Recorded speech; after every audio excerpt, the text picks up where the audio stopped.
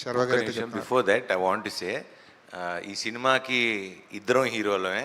Sir ఇందాక మీరు మొన్న అంటున్నారు శర్వా సినిమా అని. ఇప్పుడు సినిమా చూసిన వాళ్ళందరూ ఇది రాజశేఖర్ గారి సినిమా, శర్వా సినిమా అని అంటున్నారు. So I think is still hero for all of us. లేదు లేదు, ఫస్ట్ మీరే సెలెక్ట్ చేసిన సబ్జెక్ట్ మీరు సెలెక్ట్ చేసి అభి వచ్చి నన్ను క్యాస్ట్ చేయాలని అన్నప్పుడు మీరు ఓకే అని చెప్పడం, ఇదంతా ఇట్స్ ఆల్ గుడ్ సైన్స్. ఈ గుడ్ సైన్స్ వల్లనే నాకు ఇప్పుడు ఇంత హ్యాపీనెస్ అండ్ సక్సెస్ అన్నీ వచ్చింది సార్. అండ్ సో ఇకపైగా నాకు ఇంకా మంచి మంచి క్యారెక్టర్స్ వస్తాయి అని అనుకుంటున్నా. అలా వస్తే తప్పకుండా అన్ని క్యారెక్టర్స్లను చేస్తాను, చేయాలనుకుంటున్నా. దాంతోపాటు నా సినిమా హీరోగా చేసే సినిమాలు ఉంటుంది, అది చేస్తుంటా. ఐఎమ్ హ్యాపీ ఈ క్యారెక్టర్ చేసిందని. చాలా రోజులు చెప్తూ ఉంటారు అందరూ, ఏంటంటే మీరు చేయొచ్చు కదా, విల్లన్గా చేయొచ్చు కదా, క్యారెక్టర్ రోల్స్ చేయొచ్చు కదా అని చెప్తారు. కానీ ఎక్కడ ఈ సబ్జెక్ట్ ఎక్కడ, ఎవరు ఇస్తున్నారు మంచి సబ్జెక్ట్? నాకు మంచి సబ్జెక్ట్ వచ్చింది ఇప్పుడు అభి గారు ఇచ్చారు. సో అది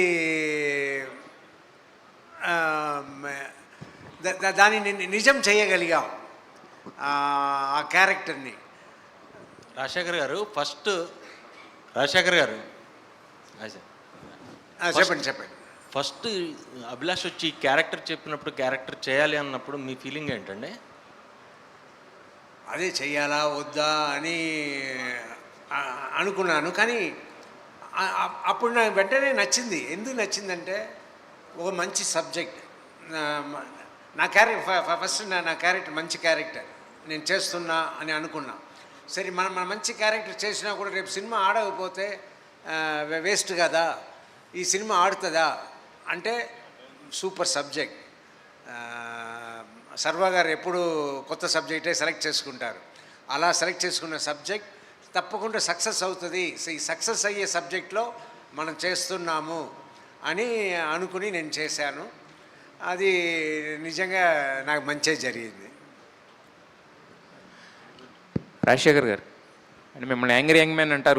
ఇప్పుడు వరకు మీరు చేసిన సినిమాలన్నింటిలో పాటలు ఉంటాయి, ఫైట్స్ ఉంటాయి, డైలాగ్స్ ఉంటాయి. ఇంతకుముందు మీరు చెప్పినట్టు మ్యాక్సిమం నాన్న వరకే పిలిపించుకున్నారు. బట్ ఈ సినిమాలో మీరు ఎవరిని కొట్టడానికి కూడా లేదు, కనీసం గట్టిగా ఒక దెబ్బ ఒక దెబ్బ వేశారు, తాత అని పిలిపించుకున్నారు. సో ఎలా అనిపించింది ఫస్ట్ టైము ఇది సినిమా చూసుకుంటున్నప్పుడు?